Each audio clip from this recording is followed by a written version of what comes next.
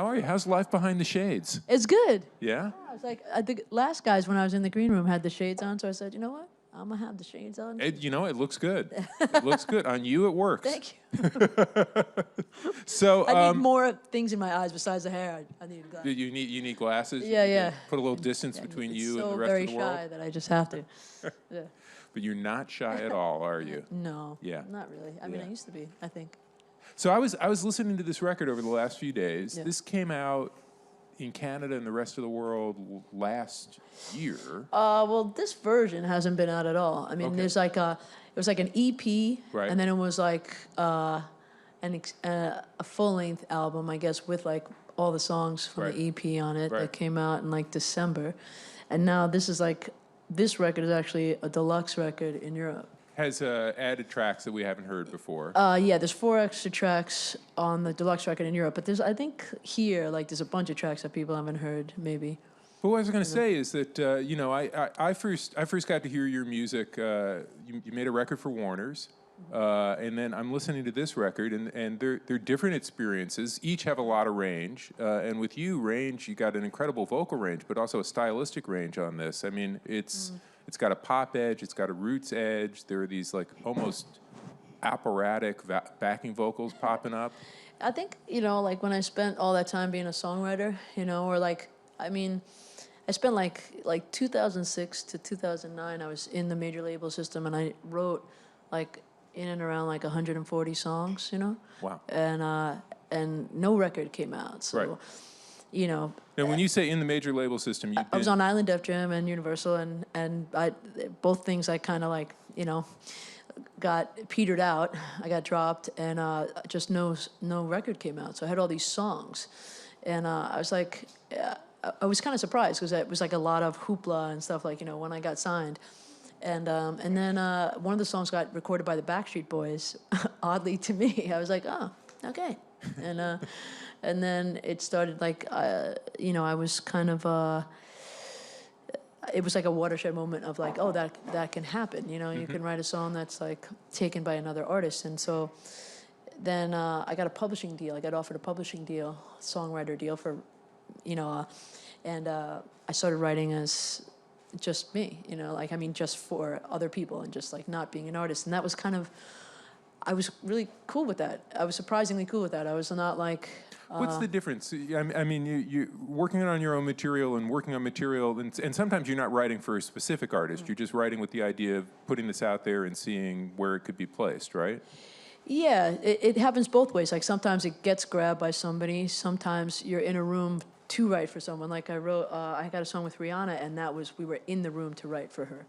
So that was interesting to me, and I was... Is that what they sometimes call a songwriting camp? Bring everybody together and exactly. see like what comes out of it? Yeah, and it's interesting, and you just have to kind of go with it. I mean, I don't know. It's like I went through different phases as a songwriter. I felt like I kept trying to write exactly for someone, and thinking I was getting in their head, even to the point where I would read something about someone, like a relationship thing about an artist that I then had to write for, and I'd be like, write this heartbreak song, and then I would actually meet them or write with them later, and they'd be like, no, it was actually a great thing, like, we're friends. I was like, oh, great, okay, so you're not heartbroken at all? Well, so never mind, I wrote a song about how great you are, And it was just like a very interesting kind of thing, and then I kind of morphed into being more like going universal, for like songs like that, and then Universal meaning like I'm going to write this song, and anybody who feels this way can latch onto it. And that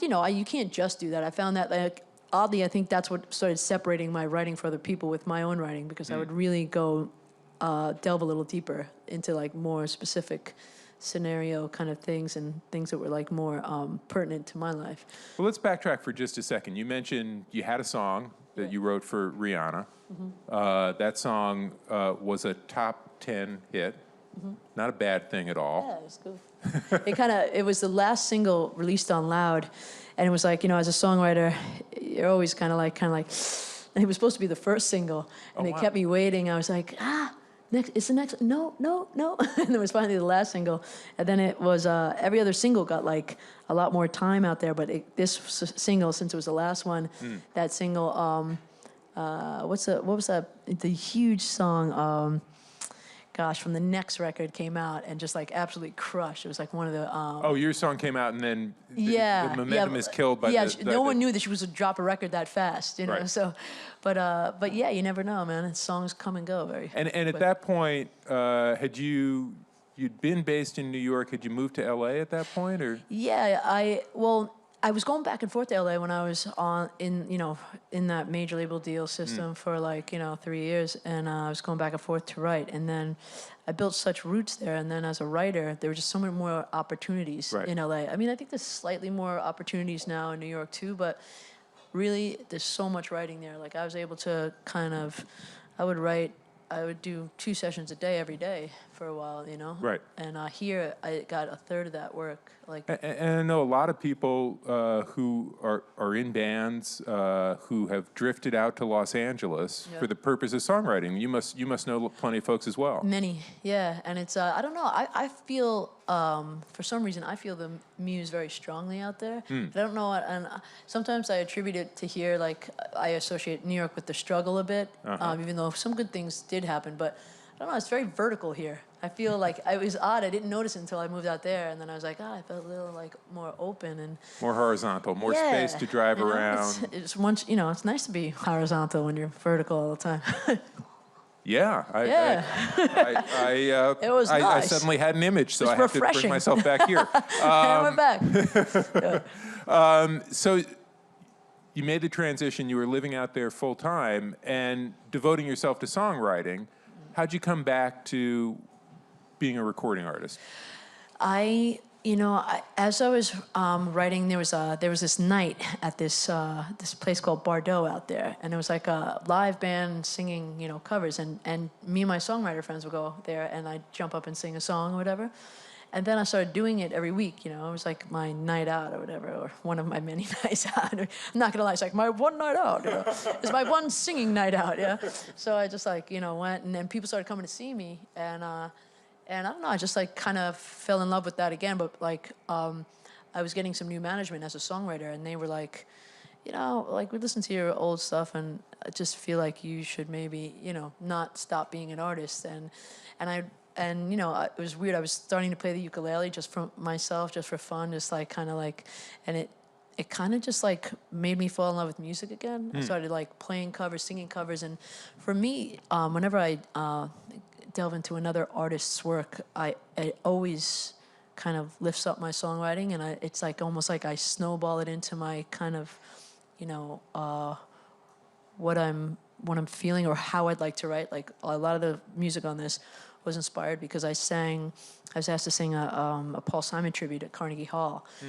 And I sang Slip Sliding Away, and I wanted to sing that song Still Crazy, and I was just like really like looking at all his work from then, and it had this very kind of adult love song kind of thing, but not in like just very like poignant observations of what happens in your first like adult romance.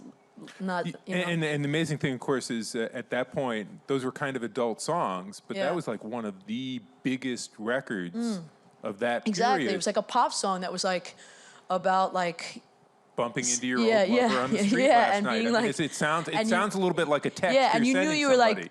like you tore each other up. Like you really like you loved and hated this person so much you could barely stand it. And I fell in love with that idea, and so like things like that like inspire me all the time. So I think when I was singing all those songs at this club, I just was like, I was just on fire, and then so I just started writing for myself with the ukulele and just feeling really inspired. And then I wrote like this song called Into the Wild, and then I got signed to Warner Brothers again as an artist. And now the ukulele, that wasn't your instrument growing up. No. What was your instrument growing up? I wasn't more my voice. I didn't really think I was gonna do this. So like I started playing guitar like later, and then and I love guitar. I still play it, but I just like the ukulele was just kind of because I feel like when you go to a songwriting session, when you bring a guitar, everyone's like, like yep. Like it seems so like seems kind of serious. Yeah, it seems so presumptuous and serious. It's like like people don't really write like that all the time, even though they do. But it just seems like you're kind of setting the tone of like, I'm going to write this on guitar now. And the ukulele was just like almost like a joke to people. I just like put it there, and like sometimes like even on like big like urban songs, I'd go in the corner and write lyrics to it, like just with the chords, so I didn't have to listen to the thump too much, like more, because it was just like you listen to that all day long. So I don't know, I just like kind of.